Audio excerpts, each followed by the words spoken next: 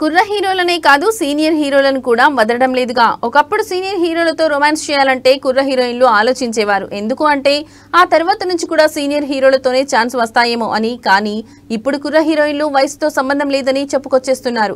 ఎన్ని ట్రోల్స్ వచ్చినా పట్టించుకోకుండా ముందుకు దూసుకెళ్తున్నారు. తాజాగా టాలీవుడ్ లో కుర్ర హీరోలతోనే కాదు సీనియర్ హీరోలతో కూడా జతకట్టి శభాష్ అనిపించుకుంటుంది మీనాక్షి చౌదరి. సంక్రాంతికి వస్తున్నాం సినిమాలో వెంకటేష్ తో రొమాన్స్ చేసిన ఈ భామ ఆ తర్వాత కుర్ర హీరోలతో కూడా జతకట్టింది. ప్రస్తుతం అక్కినేని నాగచైతన్య సరసన NC24 లో నటిస్తున్న మీనాక్షి మరో సీనియర్ హీరో సరసన ఛాన్స్ పట్టేసిందని వార్తలు వినిపిస్తున్నాయి.